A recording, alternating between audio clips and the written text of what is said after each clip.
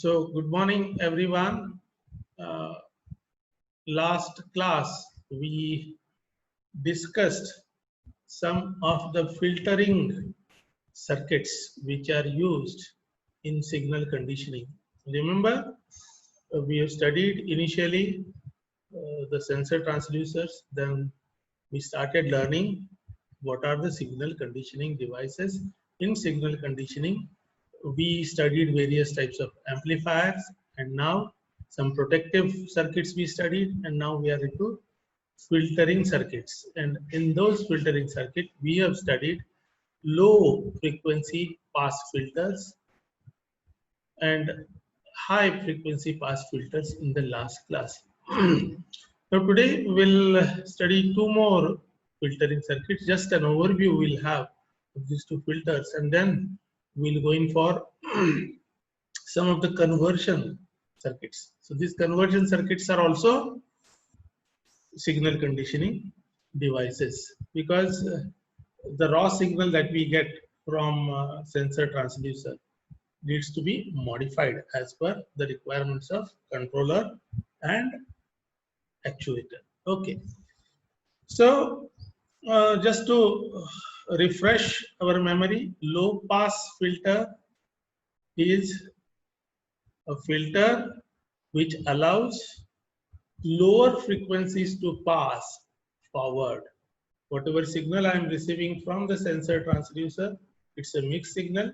Whatever cutoff frequency I decide, and the signal smaller than or signal prior to that lower cutoff frequency will only be allowed to pass to your controlling circuit or actuating devices. So that is low pass filter we studied. Then we studied high pass filter, that is high frequency band pass filter.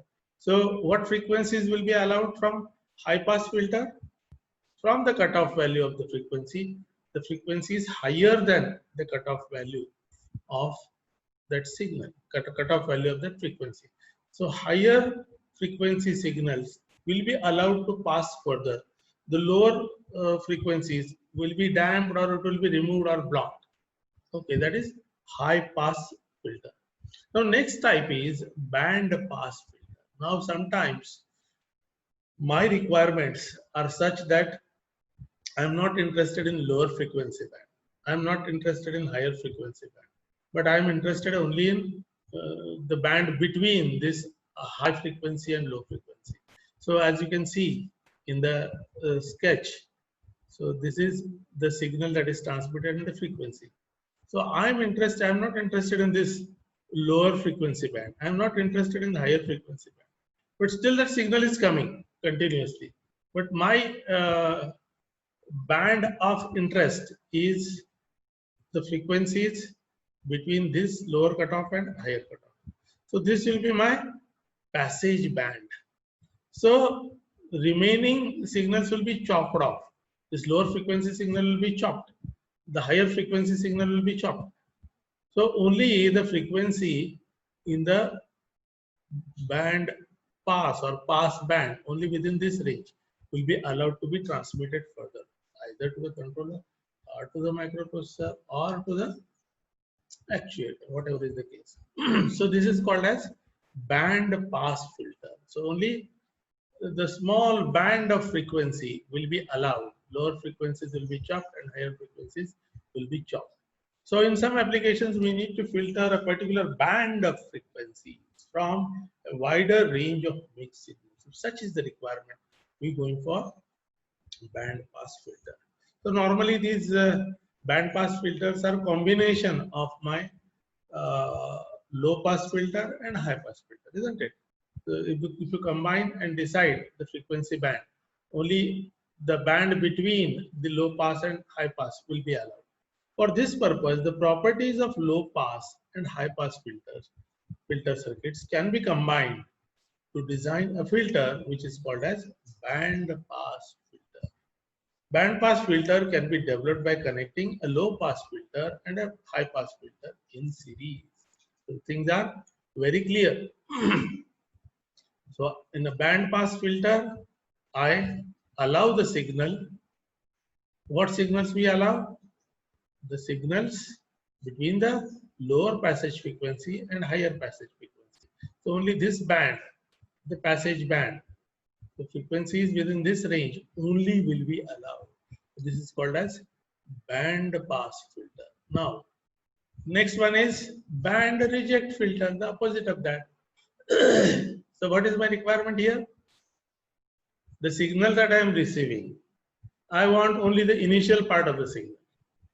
I don't want the mid portion of the signal. I want only the later part. So I want the signal within this low frequency band, and I want the signal beyond this high frequency band, and I want to reject the signal in between. Then I'll be using band reject filter.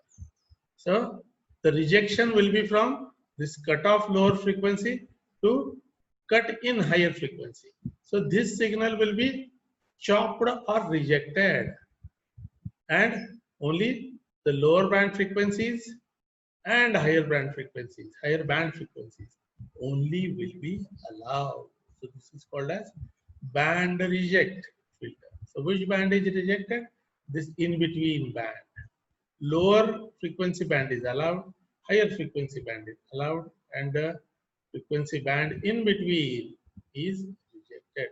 So this is the passage band and this is the passage band. Okay.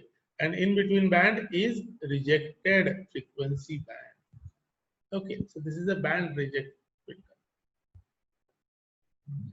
So what could be the requirement?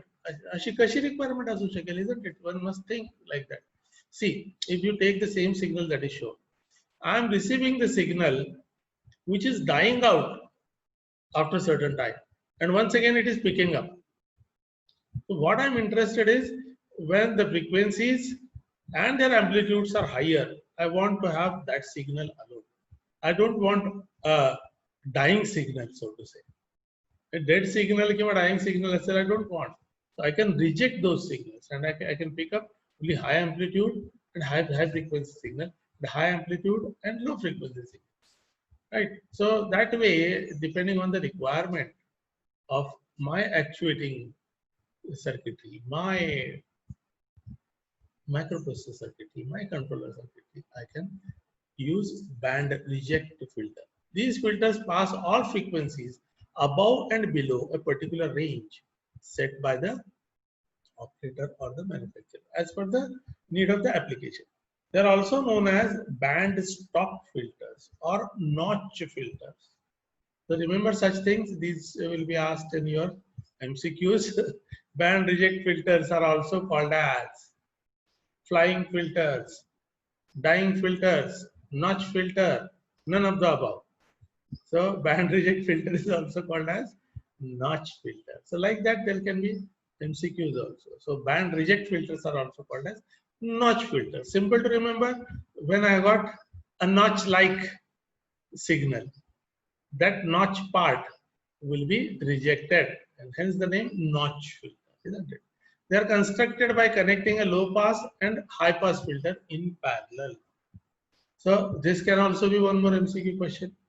Band reject filter can be obtained by connecting low pass filter and high pass filter in A series, in B parallel, C series and parallel, D none of the above.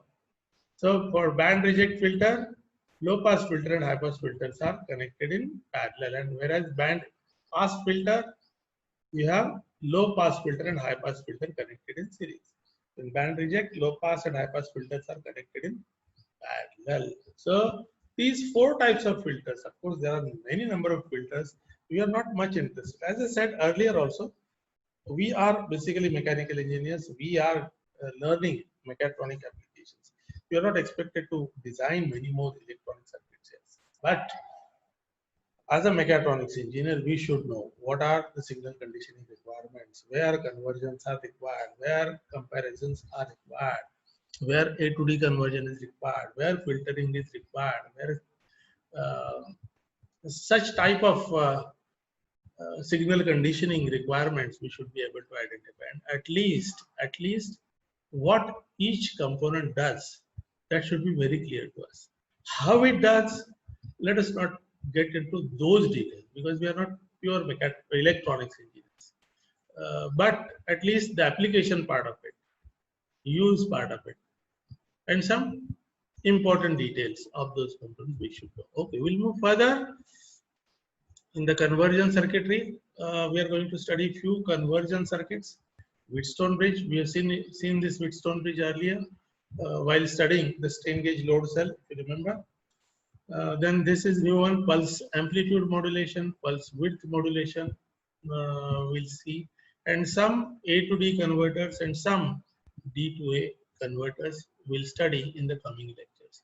Today we'll start with our Wheatstone bridge circuit. As you remember, Wheatstone bridge we used in the strain gauge application. If you just recollect, or you can, after the lecture, you can refer back our PPT on strain gauge load cell.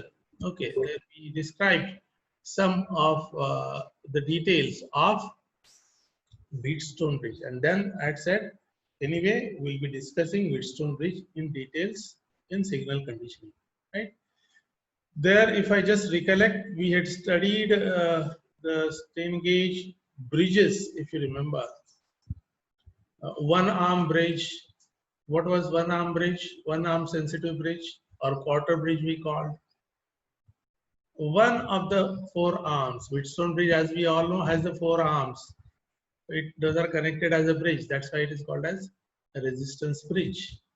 So four resistances at the in the four arms and four apex points. Across two apex points, we nodal points we give supply voltage, and across the remaining two nodal points we take out the voltage, isn't it? If one of the arms of the Wheatstone bridge is sensitive to strain gauges, we call it as single arm bridge or quarter bridge. If two arms or two arm resistances are removed and replaced by two strain gauges, we call such a circuit as two arm sensitive bridge or half bridge.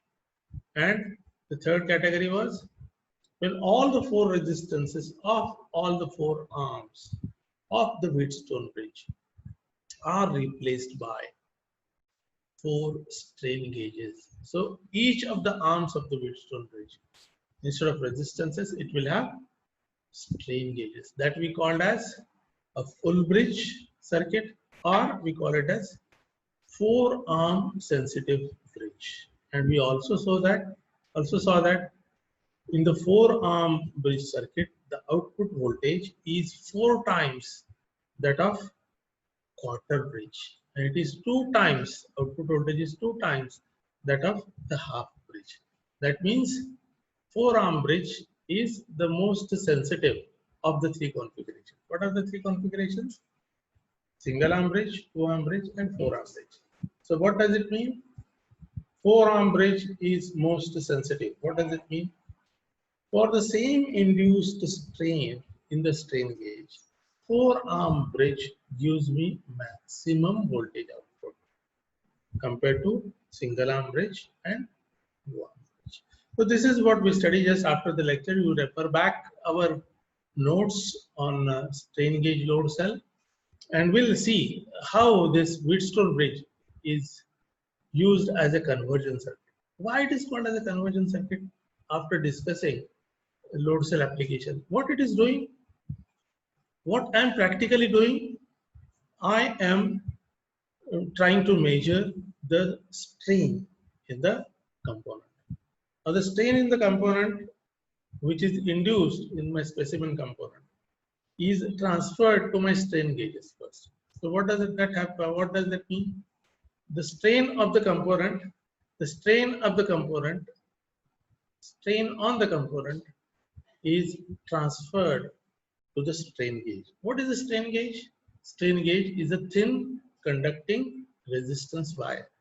So that strain gauge is also subjected to resistance change. Now that resistance change. So what is the transduction here? The strain that is change in length to original length is strain. So change in length is getting converted into change in resistance. So this is the sensing and transduction part in the strain gauge. And thereafter, I connect this strain gauge to one of the arms of the Wheatstone bridge. So what the Wheatstone bridge does now? The Wheatstone bridge converts this change in resistance into voltage change of the bridge, isn't it? If you just remember, we provided 6 volts DC voltage to this bridge, and because of the change in resistance, there will be voltage change across the output terminals of the bridge. So across the output terminals, I either use a voltmeter or a multimeter. I measure the output voltage, which will be of the range varying from microvolt to few microvolts to few millivolts. Okay. So that output volt, why I'm getting the output voltage? Because the bridge has become unbalanced. In the balanced condition of the bridge, what will happen? The output voltage will be 0. Because all the resistances are either equal or the ratios of resistances is same. R1 by R2 is equal to R3 by R4. This is called as condition of balancing. That will derive in the next slide. So initially the bridge is balanced. Once the strain gauge is subjected to strain, there is resistance change. As the resistance changes, the bridge becomes unbalanced. As the bridge becomes unbalanced, I start getting the output voltage. So what kind of conversion is happening through Wheatstone bridge? Resistance change is getting converted to voltage change. Now this voltage that I am getting, maybe I am getting some analog voltage. By using one A to D converter, I can convert it into the digital voltage, okay, which is to be displayed, let us say. So this is how we have already studied this Wheatstone bridge. We'll do some analytical part with Wheatstone bridge. 2 expressions we need to derive. Simple expressions are there. As I just now told you, condition for bridge balancing, that is R1 by R2 is equal to R3 by R4, we need to derive. Second, the expression for output voltage. Okay, so Wheatstone bridge configuration already described. Just to recollect, first expression we'll try to derive. Friends, please take out a piece of paper, have a pen, draw this circuit. Please do it so that you will understand it easily. Because as we all know, listening and reading can help us in detail very small. If you start doing something, you can remember it very fast. You can understand it also very fast. Please take a piece of paper and pen. Write down Wheatstone bridge configuration, expression for condition for bridge balancing. Draw this Wheatstone bridge. Simple Wheatstone bridge. It has got 4 apex points, A, B, C, D, and in between, this is called as the arm of the bridge. Arm AB, arm AD, arm DC, and arm DC. Draw these resistances R1, R2, R3, R4. Don't miss out on the sequence because the expression is based on this type of representation. No harm in writing this as R2, writing this as R3, this as R2. No problem. But accordingly, we have to derive the expression. Now, this expression is derived by considering R1 here, R2 here, R3 here, and R4. Okay. So across 2 apex points A and C, I am giving the input voltage Vs, input DC voltage Vs. Vs corresponds to supply voltage. And as I said, I can give 5 volt DC or 6 volt DC as the input voltage. And across these apex points B and D, I take the output. Okay, so I can show like this also, I can show like this. So V0 is my output voltage, Vs is my input voltage.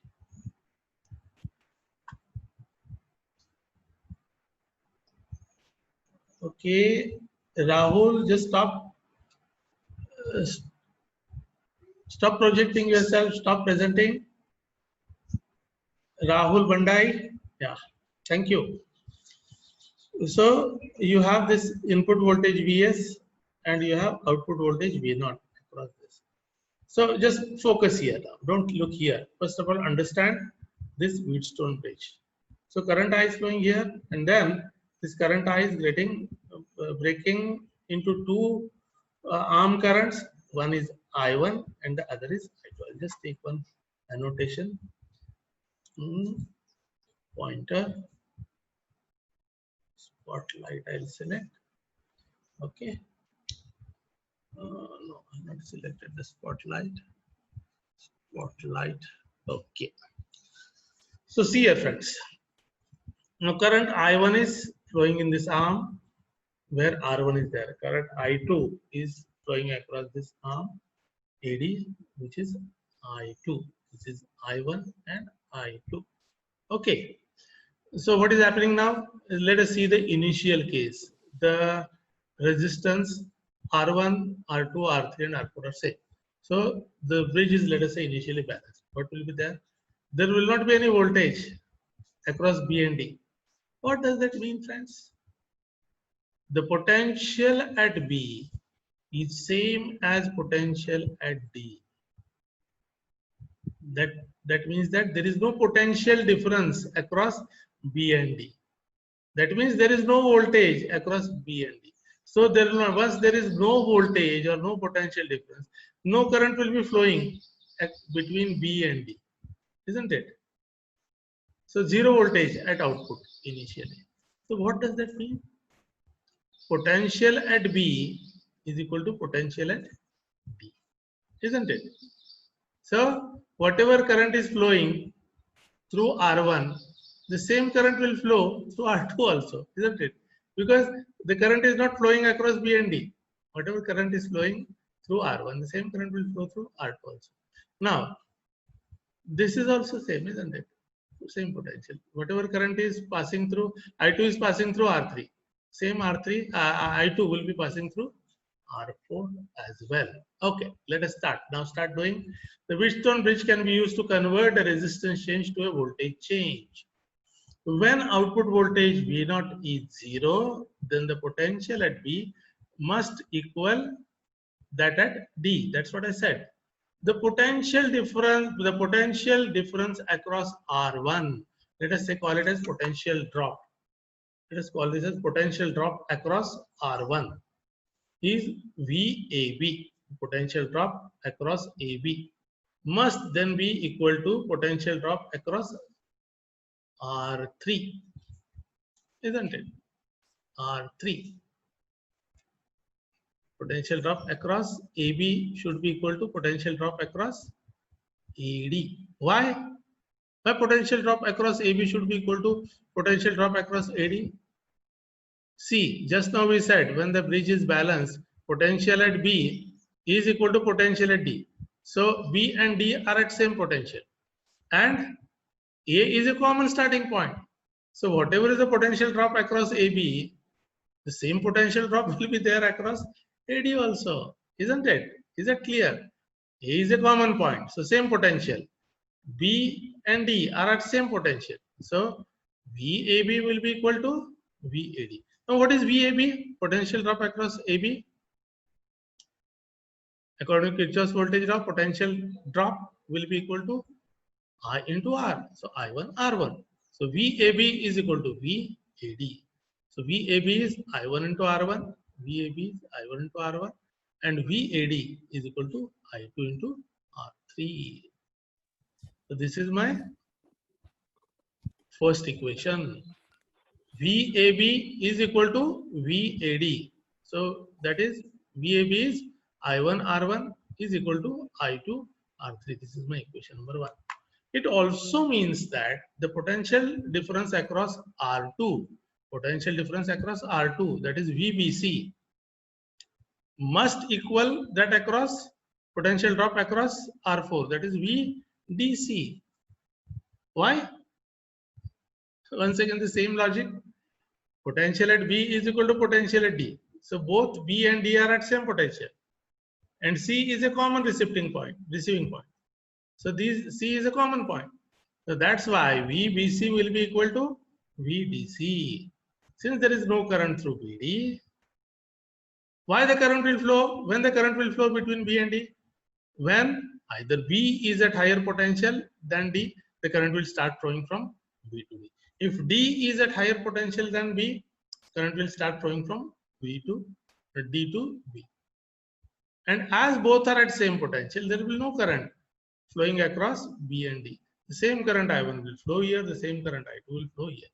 Okay, then the current through R2 must be same as that through R1, and current through R4 the same as that through R3.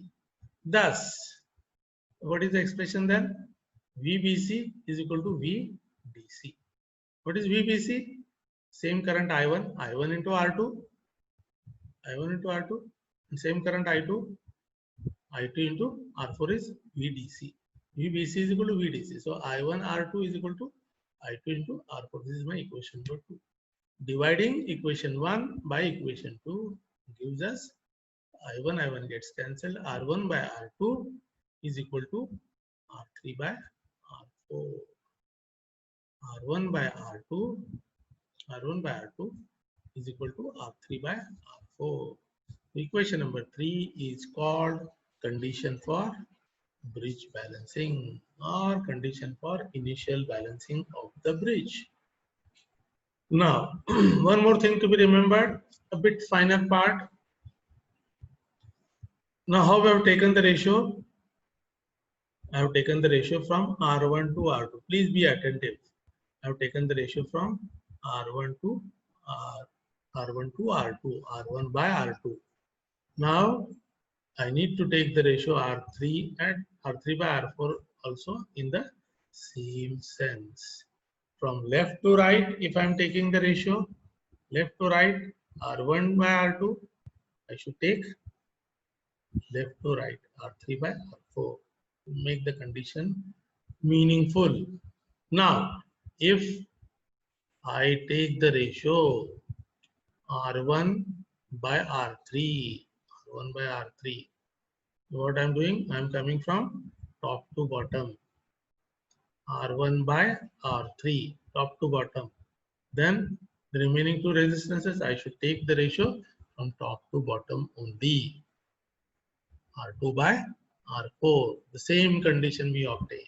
So these two finer points you must remember. By mistake, even if you have changed the names of the resistances, don't worry. Whatever sense in which you are taking one ratio, you should take the other ratio also in the same sense. What do you mean by same sense? If I'm taking the ratio from top to bottom, that is top to bottom means top to bottom R1 by R3. The other ratio also I should take from top to bottom, that is R2 by R4. Or what is the other meaning of sense? If I'm taking the ratio from left to right, R1 by R2, the other ratio also I should take from left to right, that is R3 by R4. In both the cases, I get this condition for balancing, initial balancing of the bridge. So this should be very clear to us. The next expression, that is expression for output voltage, we will take up tomorrow, that is next class. So just to recollect, condition for initial balancing. So here there is no output voltage, and in the second case, when I'm going to derive expression for output voltage, the bridge, I'm going to make the bridge unbalanced deliberately. Here I'm looking for condition for balancing, isn't it? So no output voltage here. But in the second derivation, we'll be having output voltage, because we are going to leave the bridge to be unbalanced, because our requirement in that second case is to convert that resistance change into voltage change and measure that output voltage, isn't it? So next class we shall study the expression for output voltage in the next class. Okay. So just to recap, we just saw the band pass filter today. Then we saw band reject filter, and then just we tried to recall the functioning of Wheatstone bridge. We just refreshed our single arm bridge configuration, 2-arm bridge configuration, and 4-arm bridge configuration. And then finally, we derived the expression for condition for bridge balancing, which is R1 by R2 is equal to R3 by R4. I think, friends, we shall stop for today. Next class.